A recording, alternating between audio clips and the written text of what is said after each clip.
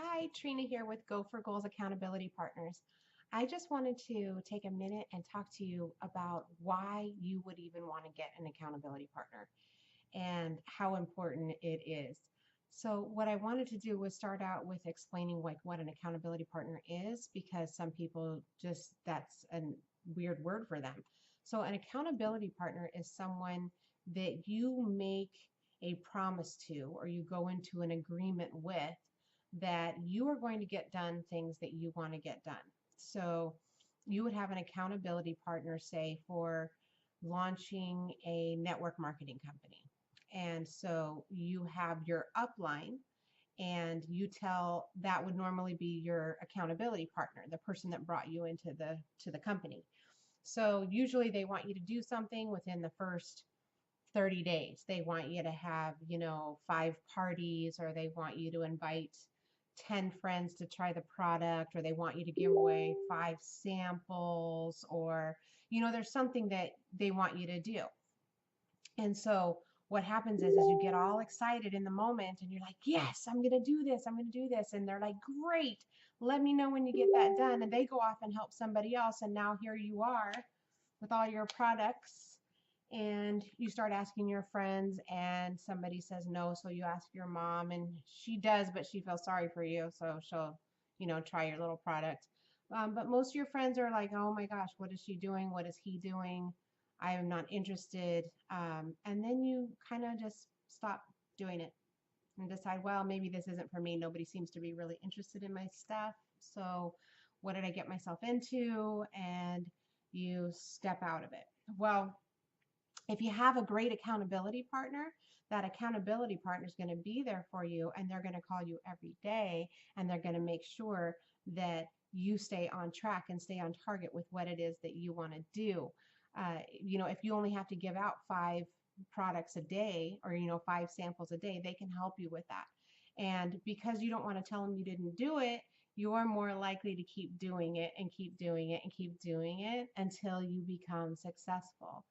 And so, what happened with me, and not only have I seen this happen with clients many, many, many thousands of times over the years, but what happened was I had signed up to do Train the Trainer online with Jack Canfield. I was very excited about it.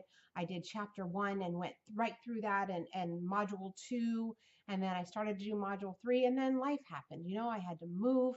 I had to find a place for everyone to live with 3 dogs, a baby. My husband at the time was a truck driver, so he was gone all the time, but we had to have room for a big truck. And all of a sudden, my hopes and dreams and everything that I wanted to do kind of got put on the back burner. And so I didn't do it. And then I ended up going to Breakthrough to Success in Philadelphia about 8 months later. And when I got there, I shared a room with Lisa, and she was just absolutely fantastic. We hit it off right off the bat. Jack was talking about accountability partners and how important they were. So her and I, since we were sharing a room, we just decided that we were going to be accountability partners. So we leave the event, we're all jazzed up, and we run off and we get home and we make a promise that we're going to talk to each other 5 minutes every day, Monday through Friday. We set the time that we were going to have our calls. And the first day, it was like, okay, so what are your goals for today? And it's just like, okay, well, I'm going to get up and then I'm going to save the world. Well, we couldn't get it done, is what I'm saying. Is I was like, okay, I'm going to finish, module 4. I'm going to complete that today, and I'm going to read, 5 chapters of this book. And the next day, did you do it? Nope. All right, but I'll try it again. And this went on and on and on. And I really just got to the point where I didn't want to tell her that I didn't do the things that I had done. And so I realized that I was making my goals entirely too big. I wasn't breaking them down into chunks that would actually work for me. So instead of doing all of these huge, huge goals, I broke it down into, for instance, instead of doing an hour of meditation and writing out my affirmations every day in a certain amount of time, what I did was, instead of making them one goal, I broke them down into small goals.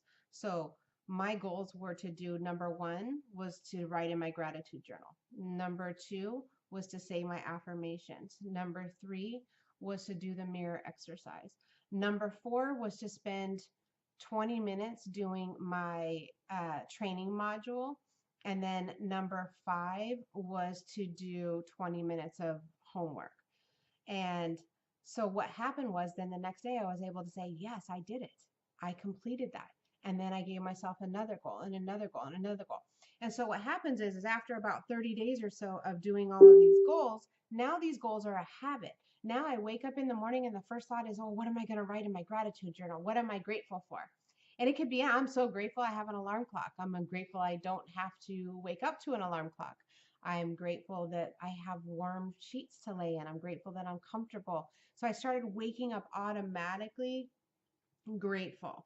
And I had a little meditation that I was listening to. I was listening to HoloSync, which is just an amazing little brain thing that you can listen to. I was doing my meditations. It became a habit. This is what I'm always doing. So what I did was I condensed all of those down into one. And so now every single day, because it's super important that I get it done, my number one goal every day is to do my affirmations, gratitude, and meditation. And I just combine them into one. It doesn't take me that long to do it, but now it's a habit. So it's no longer necessarily a goal, but I know that if I don't do it, I'm not going to get done all of the other things that I want to do. So Lisa kept me on track and she would keep me where I needed to go. And if it wasn't for her, and sometimes it was so annoying because I just wanted to talk to her and tell her how annoyed I was with my daughter, how this had happened at work. And I wanted to, she's my friend. And she was like, Trina, I got 5 minutes. I really don't have time to talk about, maybe we could talk about this later at a different time. And at first I thought, how rude. But then you know something? Every single day I was like, Lisa, if it wasn't for you, I wouldn't have done what I got done. I wouldn't get done what I got done. And so that accountability part, I've been saying that for a year. I've been saying it for 14 months. I've been saying, Lisa, if it wasn't for you, if it wasn't for you, if it wasn't for you, and her right back at me. And so talking to my coach, it was like, hey, you know what? I should just be a professional accountability partner. And oh my God, that's what I am. It's what I do. It's what I've been doing. And now I know that if I go out there and help you do the same thing or teach you about it so that you know about it, I can get you from where you are to where you want to be. So why should you have an accountability partner? Because if there's anything that you want to get done, an accountability partner is going to make sure that you get there. All right. You guys have a great night. Thanks for showing up. Thanks for watching. And I hope you get where you want to go. Bye.